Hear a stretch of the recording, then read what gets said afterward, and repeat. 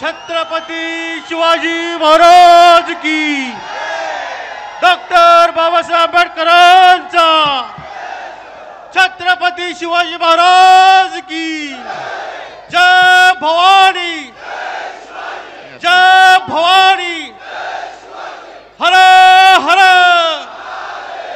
हर हर।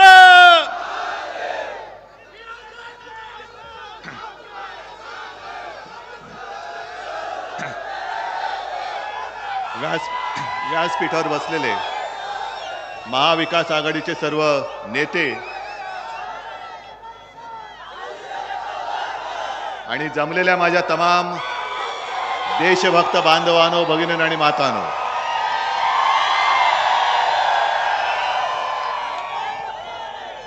मगाशी मशाल प्रज्वलित केली,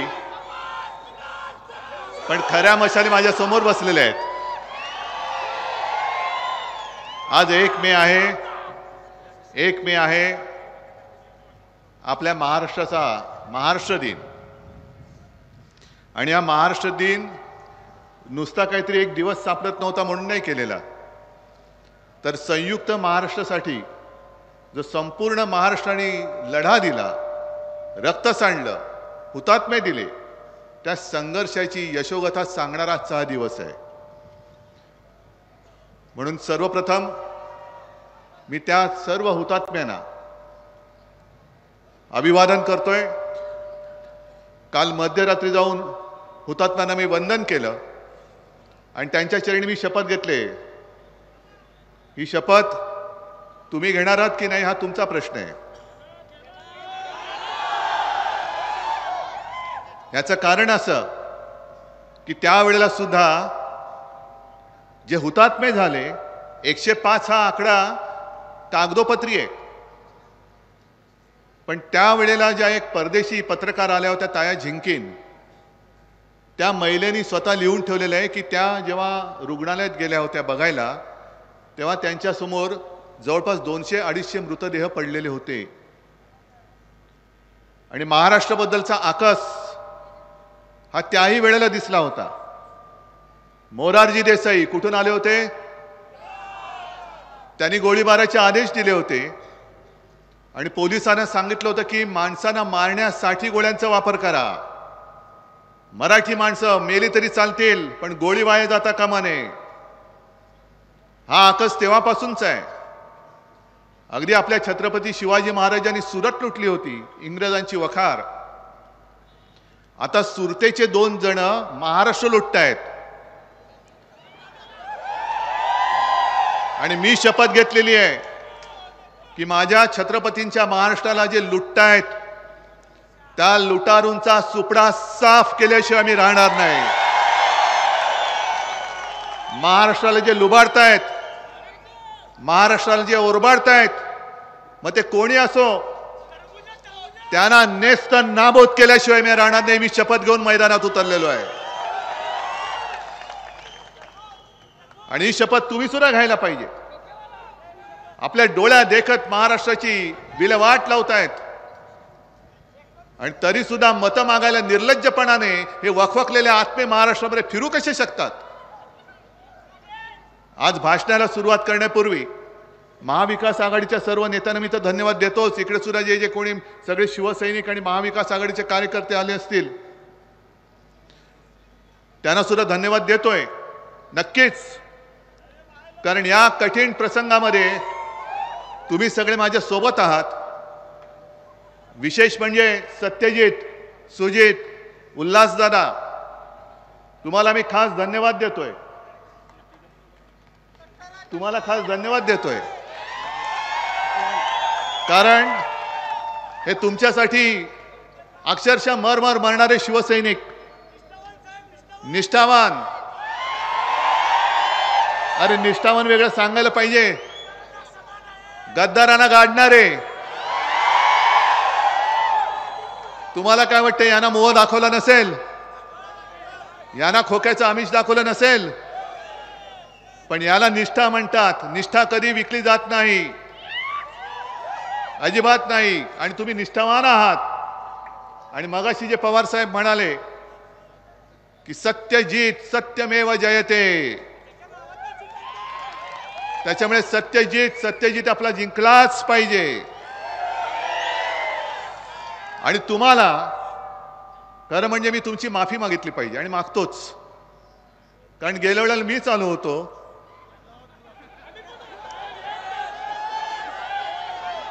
आणि उभा केला होता. मला वाटलं आता नावाप्रमाणे असेल, पण एवढं धैर्य हरणारा माणूस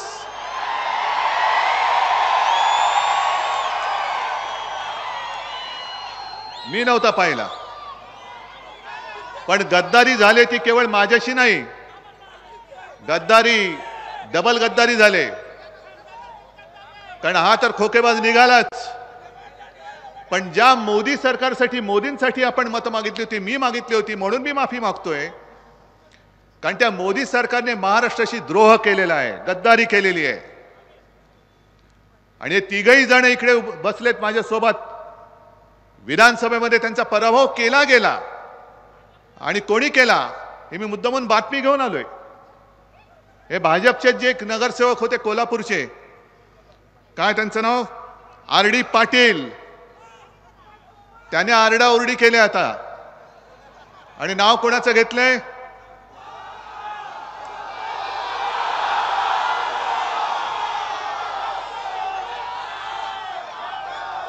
आहे ना लक्षात.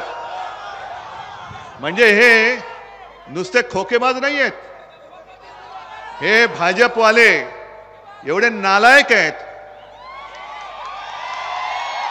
अरे जेव्हा तुमच्यासाठी आम्ही मतं मागत होतो, मी अनेकदा बोललोय आणि ते खरं आहे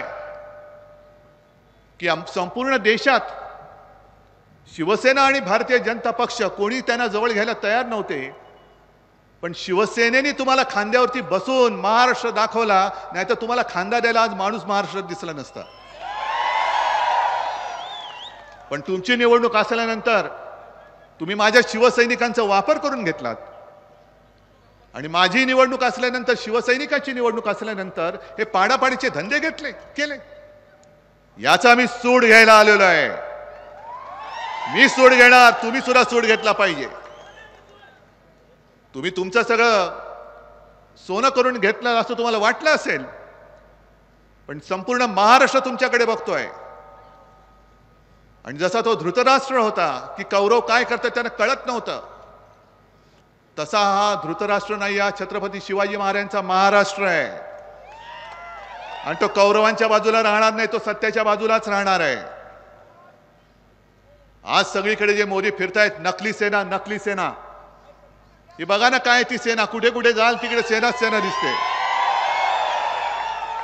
पण हे ते जे बोलतायत हेच तर त्यांचं उद्दिष्ट आहे, हेच तर त्यांचं उद्दिष्ट आहे.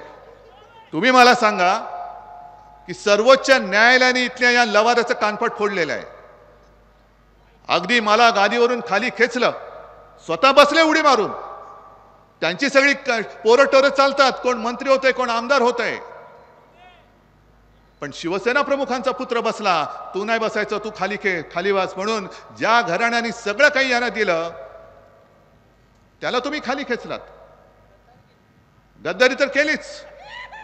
पण सर्वोच्च न्यायालयाने जे सांगितलं की हे गद्दार आहेतच, पण या गद्दारांचे बाप जे दोघ जण दिल्लीत बसलेत ते सुद्धा महाराष्ट्राचे गद्दार आहेत. कारण सर्वोच्च न्यायालयाने जे निरीक्षण नोंदवलेलं आहे त्यांनी सांगितलं की तिथल्या म्हणजे इथल्या राज्यपालांनी चुकीचं काम केलेलं आहे. मी राज्यपाल त्यांना कधी मानलंच नाही, मी त्यांना कोश्यारी म्हणूनच म्हणतो, कारण राज्यपालांचा मी अपमान करू इच्छित नाही, ते घटनात्मक पद आहे. पण घटनात्मक पद म्हटल्यानंतर त्या पदाचा अपमान होऊ न देणं हे त्या खुर्चीवरती बसलेल्या माणसाने सुद्धा बघायला पाहिजे होतं. पण जसा दिल्लीवरनं त्यांच्या मालकाने यांना फोन करून सांगितलं त्याप्रमाणे तो कोश्यारी वागले. ते आपलं सरकार बरखास्त करण्यासाठी त्यांनी विधानसभेचं अधिवेशन बोलवलं. मग कोर्टामध्ये आपण गेलो, मग लवाद नेमला गेला. लवाद यांचा कोण, चमचाच तो नार्वेकर. आणि कोर्टाने सांगितलं की विधानसभेच्या लोकप्रतिनिधींच्या संख्येवरनं पक्ष कोणाचा ठरवता येत नाही. हा बघा माझा पक्ष माझ्या समोर बसलेला आहे. अजूनही सर्वोच्च न्यायालयाने निकाल दिलेला नाही. निवडणूक आयोग ह्यांचा घरगडी, लवाद ह्यांचा घरगडी, त्यांनी जे सांगितलं त्याच्याप्रमाणे त्यांनी निकाल देऊन टाकला. पण जेव्हा आता काही काळ असलेले पंतप्रधान मोदी म्हणतात की नकली सेना आहे, म्हणजे सर्वोच्च न्यायालयावरती मोदी दडपण आणतायत, दबाव आणतायत, असा माझा जाहीर आरोप आहे. म्हणजे सर्वोच्च न्यायालयाने काय निकाल द्यायला पाहिजे हे मोदी सांगणार असतील तर हुकुमशाही म्हणतात ती यालाच म्हणतात. आणि सर्वोच्च न्यायालयाने मी जाहीर विनंती करतोय की तुम्ही अजून निकाल दिलेला नाहीत, तुम्ही वेळोवेळी हे कसं चुकलेलं आहे हे सांगितलेलं आहे. असं असून सुद्धा जेव्हा पंतप्रधान पदावरती बसलेला दुर्दैवाने एक माणूस माझ्या पक्षाला नकली सेना म्हणतो, म्हणजे हा तुमच्यावरती दडपण आणतोय, दबाव आणतोय. तुम्ही या महाशयाना वेळेत आवरा. हे दबाव आणण्याचं राजकारण आहे. मधल्या काळामध्ये न्याय व्यवस्था हातात घेत होते, किरण रिजिजू होते तेव्हा. आणि मला अभिमान आहे की बाकी कोणी किती विकले गेले असतील तरी सर्वोच्च न्यायालय अजून विकलं गेलेलं नाही, ते यांचा गुलाम झालेला नाही, याच्याबद्दल मला अभिमान आहे. न्यायमूर्तींवरती तुम्ही दडपण आणायला लागलात. तुम्ही तुमच्या मर्जीप्रमाणे पक्ष कोणाचा हे ठरवायला लागलात. अहो, जेव्हा शिवसेनेची स्थापना झाली 1966 साली, तुम्हाला काय माहिती आहे मोदीजी, आज 1 मे आहे. त्या संयुक्त महाराष्ट्राच्या चळवळीमध्ये माझे आजोबा हे अग्रणी होते, प्रबोधनकार ठाकरे. संपूर्ण आमचं घराणं, आमच्या पिढ्या या महाराष्ट्राशी समरस झालेल्या आहेत. आणि ही जनता इकडे जमते. आज तुम्ही माझा पक्ष काढलात, माझं चिन्ह काढून टाकलं, तरी सुद्धा मी जातोय तिथे महाराष्ट्रात कानाकोपऱ्यामध्ये माझ्यावरती प्रेम करणारी लाखो करोडो लोक अजून आहेत, आजही आहेत. हे माझं कर्तृत्व नाहीये, ही माझ्या वाडवडिलांची पुण्याई आहे. त्यांनी माझ्यावरती जे संस्कार केले आणि त्यांनी जे तुमच्यासाठी सगळं काम केलंय, म्हणून आज उद्धव ठाकरे याला किंमत नाहीये. उद्धव बाळासाहेब ठाकरे यांना किंमत आहे. आणि ती जी संपूर्ण जी काय वाटचाल मी सांगितलं ना, मोरारजी देसाई तुमच्याच गुजरात मधला, त्यांनी मराठी माणसांवरती अमानुष गोळीबार केला होता आणि पोलिसांना आदेश दिले होते गोळ्या माणसांना ठार मारण्यासाठी वापरा. म्हणजे ह्या सगळ्या गोष्टी मी माझ्या आजोबांकडून ऐकलेल्या आहेत, त्या पुस्तकामध्ये पण आहेत. एवढे अत्याचार तेव्हा करत होतं हे मोरारजी देसाईचं सरकार. मुंबईमध्ये लालबाग परळचा तो कामगार वस्तीचा पूर्ण परिसर अख्खा महाराष्ट्रच पेटला होता. पण जसं आता त्या उत्तरेतल्या शेतकऱ्यांवरती ड्रोन मधून अश्रुधुरांचे गोळे सोडले, तसे मोरारजीचे नरराक्षस पोलीस त्या लालबाग परळच्या चाळींवरती जाऊन खिडक्यातनं अश्रुधुराच्या नळकांड्या आतमध्ये मारायचे.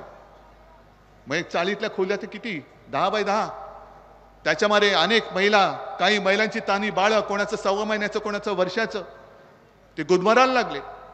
आणि गुदमरायला लागल्यानंतर महिला रणरागिणीसारख्या पोलिसांसमोर बाहेर आल्या आणि सांगितलं, असे नामर्दासारख्या काय गोळ्या घालता, आम्ही समोर आलोय, मारा गोळी आमच्यावर, आम्ही मरू पण मुंबई घेतल्याशिवाय आम्ही राहणार नाही.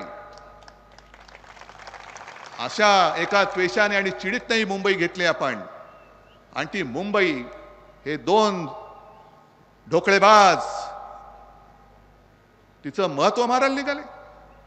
महाराष्ट्रामध्ये येणारे सगळे उद्योग धंदे कुठे गेले? सगळे वेदांता फॉक्सकॉन गुजरातमध्ये, बल्क ड्रग पार्क गुजरातमध्ये, मेडिकल डिव्हाइस पार्क गुजरातमध्ये, टाटा एअरबस गुजरातमध्ये, सगळे गद्दार गुजरातमध्ये. बरं, आणखीन एक उद्योग येतोय टेस्लाचा, टेस्ला. पण त्या माणसाला, तो हुशार माणूस एलॉन मस्क, कारण त्याला माहिती आहे की आत्ता जर तो आला असता तर त्याला पण गुजरातमध्ये नेला असता. कारण मुंबईचा हिरे व्यापार हा गुजरातला घेऊन गेले, मुंबईमध्ये होणारं वित्तीय केंद्र ते गुजरातला घेऊन गेले. आणि जिकडे आपण ते वित्तीय केंद्र करणार होतो तिकडे बुलेट ट्रेन आपल्या माथी मारली. पण तो मस्क बाबा खरंच हुशार आहे, कारण त्याला गुजरातला जायचं नाहीये. आणि त्याला कळलं की आता देशामध्ये सरकार बदलतंय, यांचं या दळभद्रांचं सरकार परत महाराष्ट्रात काय देशात येत नाहीये, इंडिया आघाडीचं सरकार येत आहे. आणि म्हणून त्यांनी भेट जो घेणार होते इकडे येऊन, ती भेट त्यांनी पुढे ढकलली, चीनमध्ये जाऊन बसलेत. हे आता जगभर झालेलं आहे की देशातलं सरकार बदलतंय, देशामध्ये लोकशाही पुन्हा येते, हे जगभर झालेलं आहे. आणि मोदीजींना मी सांगतोय की मोदीजी, तुमच्या जर का आता फालतू गप्पा झाल्या असतील ना, फालतू गप्पा कोणत्या? कारण हे मोदी सरकार नाहीये, हे गजनी सरकार आहे. हे गजनी सरकार आहे. कारण त्यांना काल काय बोलले ते आज आठवत नाही. 14 साली काय बोलले होते ते 19ला आठवत नाही. 19ला काय बोलले ते 24ला आठवत नाही. उद्या तर लोक तुम्हाला विसरून जातील, तुम्हालाच लोक विसरतील. जा काळाच्या पडद्याआड, विस्मृतीच्या पडद्याआड. कारण महत्वाचे जे विषय होते, फालतू जे आता IPL चालू आहे, मग आपण बघत बसतो वाईड बॉल टाकलाय का, नो बॉल टाकलाय का. हे क्रिकेटमध्ये होतं, पण मोदींचं आता राजकारणात होतंय. वाईड बॉल काय टाकतायत, नो बॉल काय टाकतायत, हिट विकेट काय होते. अगदी फुटबॉलच्या मॅच मध्ये जसं होतं ना सेल्फ गोल, तसं मोदी सेल्फ गोल मारतायत. कारण आधी ते म्हणाले काय की 400 पार, 400 पार म्हणाल्यानंतर तुम्ही काय बोललात, तडीपार. मग घराणेशाही काढली. मी उभा राहिलो त्यांच्यासमोर, होय मी घराणेशाहीचा वारस आहे, मी माझ्या 7 पिढ्या दाखवतो. मोदीजी तुम्ही तुमच्या 7 पिढ्या दाखवा. आणि मग घराणेशाहीमध्ये तुमच्या मित्राचा अमित शहाचा जय शाह कसा त्या क्रिकेट कंट्रोल बोर्डाचा अध्यक्ष होतो ते आम्हाला सांगा. पण आता त्यांनी काय काढलं, भटकती आत्मा. आणखीन काय, मग कोणी काय खायचं, कोण मांस खातं, कोण मटण खातं. अहो मोदीजी, गायीवरती बोलताना जरा महागाईवरती बोला, महागाईवरती बोला. जशी चाय पे चर्चा केलीत तशी मुद्द्यांवरती चर्चा करा, होऊन जाऊ द्या. जर लोकांनी तुम्हाला स्वीकारलं, आम्ही घरी बसू, आम्ही घरी बसू, तयार आहे मी. पण खरे जे मुद्दे जे माझ्या माता भगिनींना भेडसावत आहेत, महागाईचे, तुम्ही शेतकऱ्याचं उत्पन्न दुप्पट करणार होतात, ते दुप्पट झालंच नाही. पण शेतासाठी जी काय अवजारं लागतात, बी बियाणं लागतं, खतं लागतं, याच्यावरती GST अशी लावलेली आहे की त्याच्यामध्ये शेतकऱ्याचा दम निघतो. म्हणून मी शिवसेनेच्या वचननाम्यात म्हटलं की शेतकऱ्यासाठी जी लागणारी अवजारं आहेत, बी बियाणं असेल, खतं असतील, कीटकनाशकं असतील, औषधं असतील, त्या सगळ्यांवरचा GST आम्ही माफ केल्याशिवाय राहणार नाही. आम्ही महाराष्ट्राचं लुटलं जाणारं वैभव हे तर थांबवूच, पण लुटलेलं वैभव आम्ही परत महाराष्ट्रात आणल्याशिवाय राहणार नाही. GSTचा त्रास हा शेतकऱ्यांना होतोय, सर्वसामान्यांना होतोय, व्यापाऱ्यांना होतोय. व्यापाऱ्यांना सुद्धा मी सांगतोय, तुम्ही असाल गुजराती असाल, आमचं काही त्याच्यावरील ना नाहीये. जे मी काय बोलतोय मोदींनी सगळं गुजरातला नेलं, हे सत्य आहे का खोटं आहे तुम्ही सांगा. पण याचा अर्थ असा नाहीये की मला गुजरात बद्दल काहीतरी द्वेष आहे, गुजरात माझा शत्रू नाही. गुजरात सुद्धा माझा आहे, गुजरात सुद्धा आमचा आहे. महाराष्ट्रामध्ये जे वर्षानुवर्ष गुजराती माता भगिनी बांधव राहत आहेत ते सुद्धा आमचेच आहेत. आणि इंडिया आघाडीचं सरकार आल्यानंतर जे गुजरातच्या हक्काचं असेल ते आम्ही जरूर देऊ, पण माझ्या महाराष्ट्राच्या तोंडातला घास काढून तुम्ही जो देताय तो आम्ही थांबवू. एक तर तुम्ही काही देत नाही यात. इकडे दर वेळेला आलो की वस्त्रोद्योगाचं काहीतरी एक अडचण असतेच, काहीतरी म्हणजे तीच कोणी सोडवायची. केंद्र सरकार म्हणून ते काही बसतात इकडे, आल्यानंतर सांगतात की आम्ही असं करू, आम्ही तसं करू. जा ना इथल्या खासदाराला म्हणा, दिल्लीत तू जाऊन काय काय केलास त्याचा कार्य अहवाल दे. एकदा तरी माझ्या इचलकरंजीच्या या यंत्रमागाबद्दल तोंड तरी उघडलं होतंस का सांग. पण मुंबई मधलं वस्त्रोद्योगाचं आयुक्तालय सुरे हे मुंबई बाहेर घेऊन गेले. एवढा आकस, एवढा द्वेष. शेतकऱ्याचं तुम्ही काय स्वतःला समजता कोण. मी आज पेपरमध्ये वाचलं की इथे ऊस उत्पादक शेतकरी मोठा आहे, आम्ही FRP दिला, अमुक हे दिलं ते दिलं. अहो मग गेल्या वर्षी तुम्ही त्या इथेनॉलला बंदी का केली होती. ऊसापासून, ऊसाच्या रसापासून जो इथेनॉल बनतो त्याला बंदी करून तुम्ही कोणाच्या खिशात कोणाचा इथेनॉल म्हणून पर्याय कोणाचा विकून देणार होतात. मादी निर्णय घेतलात का आणि मागे का घेतलात. तुम्ही शेतकऱ्याला हमीभाव देऊ म्हणालात होते, आज आम्ही म्हणतोय की आम्ही हमीभाव देणार. एवढंच नाही तर मी महाराष्ट्रामध्ये जेव्हा फिरतोय, संपूर्ण विदर्भ झाला, मराठवाड्यामध्ये परत अजून निवडणुका आहेत, जळगावमध्ये जाणार आहे, रायगड आहे, सगळीकडेच आहे. पण शेतकरी अर्धा कुठे मरतो? जसं कापूस उत्पादक आहे, कापसाचं उत्पादन काढतो, पण कापूस साठवून ठेवायला त्याला जागाच उरत नाही. आणि एका शेतकऱ्याची माझ्याकडे प्रतिक्रिया आली जळगावच्या. तो म्हणाला कापूस ठेवायला जागा नाही, संपूर्ण अंग खाजायला लागलं, आम्ही करू काय? त्या सर्व शेतकऱ्यांना आम्ही गोदाम निर्माण करून देऊ. गोदाम ठेव दादा, तुझा माल तुला घरी ठेवायला जागा नाही ना, तुझ्या नावाने या गोदामात ठेव, जेव्हा तुला विकायचं तेव्हा तू विक. शीतगृह बांधून देऊ. आणि मोदीजी तुम्ही आज जे सगळीकडे म्हणताय शेतकरी शेतकरी, मग ते काळे कायदे का आणले होते तुम्ही? का त्याच्याबद्दल तिथल्या उत्तरेतल्या शेतकऱ्यांनी रस्त्यावरून आंदोलन केलं होतं? का तिथल्या शेतकऱ्यांना तुम्ही 7-8 महिने हे उन्हातान्हात पावसात थंडीमध्ये तसंच ठेवलं होतं आणि त्याच्यामध्ये जवळपास 700 शेतकरी हे तडफडून गेले? इकडे भटकता आत्मा शोधण्यापेक्षा त्यांच्या आत्म्यांना काय वाटत असेल त्याचा पहिला विचार करा. आज माझ्या शेतकऱ्याचं उत्पन्न तुम्ही दुप्पट नाही केलं, पण ती काय ती सन्मान योजना 6,000 रुपये शेतकऱ्यांना इकडे मिळालेत कोणाला? नाही, काही जणांना मिळालेत, जरूर मिळालेत. पण हे सगळं मी तुमच्याकडनं शिकतोय. तो शेतकरी काय सांगतो की तुम्ही आता खतावरती त्यांनी जीएसटी 5% केला, त्याच्या आधी किती होता? 18%. मग तो काय म्हणाला की आम्हाला शेतकऱ्याला 1 लाखाचं खत जर लागलं, 1 लाखावरती 18% म्हणजे किती गेले? 18,000. तुम्ही देता किती? मग 12,000 माझे तुझ्याकडे, ते कधी देतोयस? मग हे खताचं झालं, औषधांचं झालं, शेतीची अवजार आहेत, पंप आहे, मोटर, सगळंच त्याच्यावरती जीएसटी एवढा लावून ठेवलाय. अहो, शेततळ्यासाठी जे प्लास्टिक लागतं त्याच्यावरती पण जीएसटी आहे. आता तर काही शेतकरी एवढ्या चिंतेत पडलेत की साहेब आम्हाला भीती वाटते, आम्ही यांच्या विरोधात का आहोत? कारण आम्हाला भीती वाटते की हे शेतकऱ्यांना सुद्धा इन्कम टॅक्स लावतील. लावू शकतात. कारण ज्या पद्धतीने यांचं सरकार चाललेलं आहे. अहो, यवतमाळमध्ये मी गेलो होतो. यवतमाळमध्ये दाभाडी नावाचं एक गाव आहे. तिथे 14 साली आपले मोदीजी आले होते आणि चाय पे चर्चा. मग त्यांनी सांगितलं इकडे मी कापसासाठी एक बाजारपेठ निर्माण करून देईन, आणखीन महिलांसाठी हे करून देईन, आणखीन ते करून देईन. सगळे फसले. तेव्हा आपण सुद्धा त्यांच्याबरोबर होतो. दिली मतं दणादणा. आणि मतं दिल्यानंतर जेव्हा शेतकऱ्यांनी पत्र लिहायला सुरुवात केली प्रधानमंत्री कार्यालयात, उत्तर नाही. प्रधानमंत्र्यांची भेट घेण्याचा प्रयत्न केला, नो एंट्री. एवढंच नाही तर प्रधानमंत्र्यांची सभा ज्या वेळेला त्यांच्या गावात होती त्या सर्व शेतकऱ्यांना पोलिसांकडनं एका बाजूला डांबून ठेवलं होतं. हा असा डांबरटपणा तुम्हाला चालेल? हीच तर हुकुमशाही आहे. आणि जे शेतकरी आता दिल्लीला चालले होते, कशासाठी चालले होते? का तुमच्या खुर्चीवरती बसायला चालले होते? का तुमची खुर्ची पळवायला चालले होते? खुर्ची तर तुमची खेचलीच आहे म्हणा, ती खेचणारच आहोत आम्ही. पण जे सरकार शेतकऱ्याला दिल्लीत येऊ देत नाही त्या सरकारला तुम्ही आता दिल्लीत येऊ द्यायचं नाही. तुम्ही शेतकरी बनून मतदान केलं पाहिजे, तुम्ही नागरिक म्हणून मतदान केलं पाहिजे.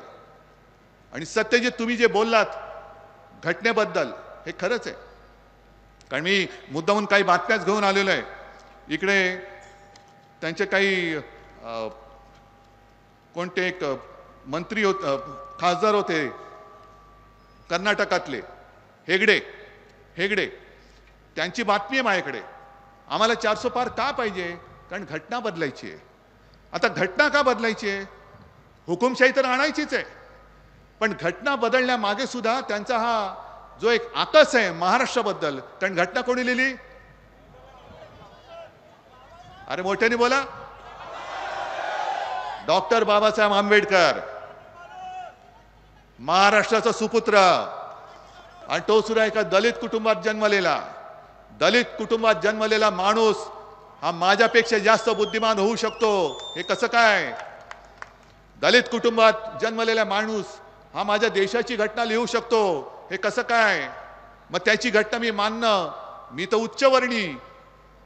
हा जो आकस आहे हा आकस लक्षात घ्या. एक तर महाराष्ट्राबद्दल आकस, बाबासाहेबांबद्दल आकस, आणि सर्वसामान्य कुटुंबात जन्मलेला एक माणूस एवढा बुद्धिमान असू शकतो, अरे म्हणून तर त्याला आम्ही महामानव आणि म्हणून दैवत म्हणतो. अजूनही तुम्ही स्वतः दैवत म्हणून तुमचे चेले चपाटे फिरतात, पण तुम्हाला कोणी देव कधी मानणार नाही, कोणीच मानू शकत नाही. आणि हीच पोटदुखी आहे. किती काम केलं तरी शिवसेना प्रमुखांना जे हिंदू हृदय सम्राट एकमेवच, याने किती फुशारक्या मारल्या तरी हिंदू हृदय सम्राट हे होऊ शकत नाहीत, एकच. आणि हीच त्यांची पोटदुखी आहे. हे जे सगळे आता गद्दार लोक इकडे इकडे गेलेले आहेत, हे गद्दार, या गद्दारांना मला तेच विचारायचंय की तुम्ही हे जे काय प्रश्न आम्ही सांगतो ना तुम्हाला, सगळे उद्योग पळून नेलेत, तुम्ही काय तिकडे बोंबलला नाहीत. अगदी आता सुद्धा जे मिंदे ते बसलेत कडेवर त्यांना सुद्धा मला विचारायचंय, मी बाळासाहेबांचे विचार सोडले का? मी हिंदुत्व सोडलं का? अरे आपल्या मशाल गीतामधलं जी एक तुम्ही घोषणा देता, कोणती?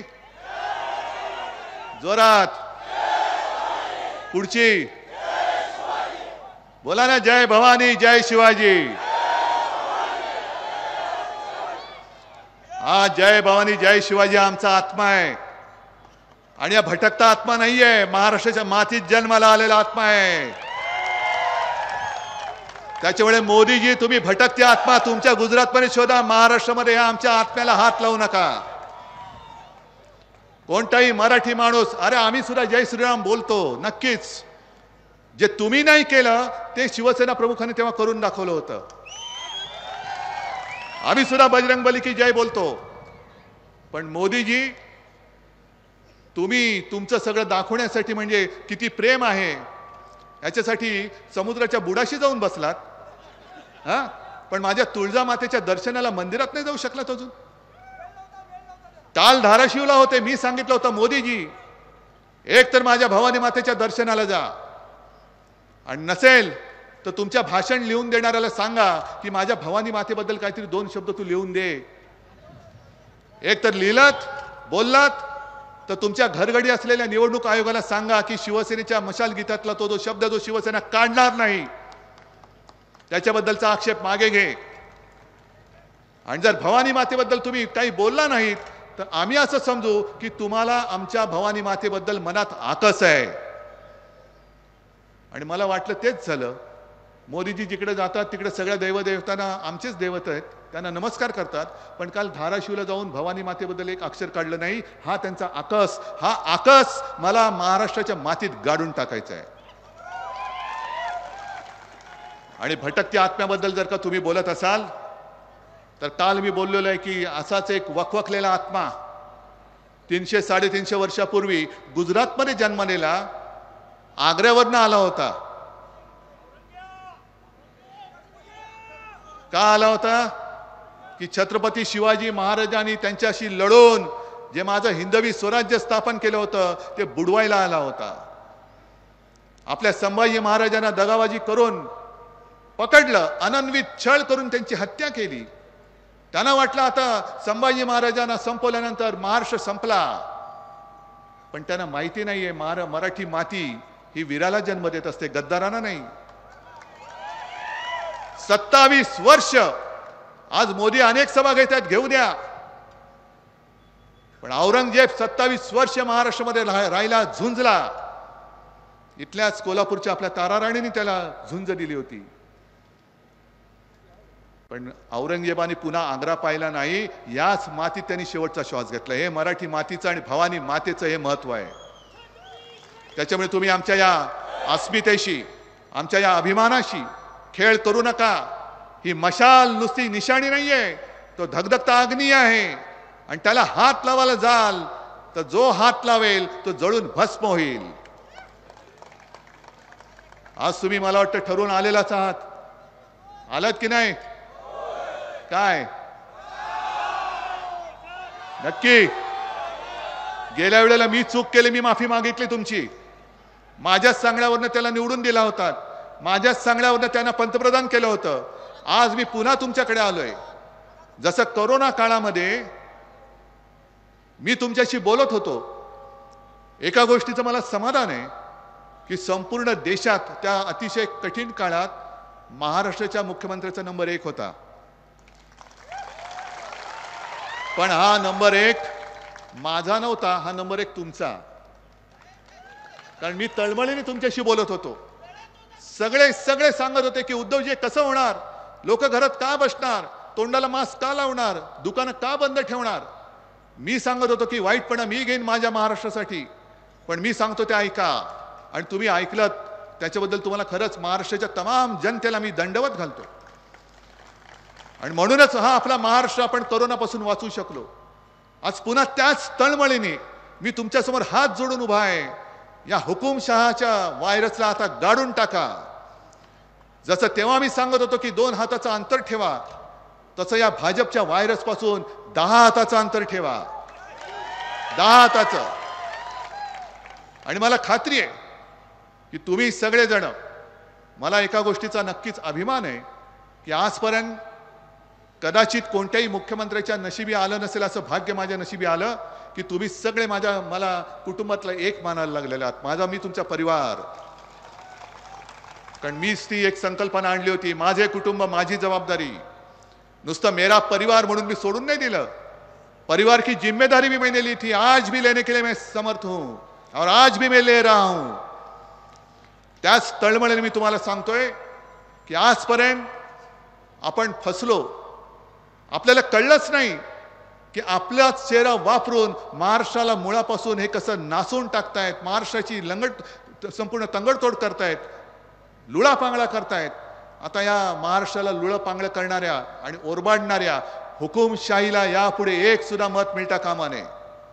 अगदी माझ्या इथे आले असतील किंवा चॅनलवरनं भाजपचे काही लोक असतील, RSSचे सुद्धा लोक असतील, त्यांना सुद्धा सांगतोय, अहो तुम्ही कशाला आमंत्रण देताय ते बघा.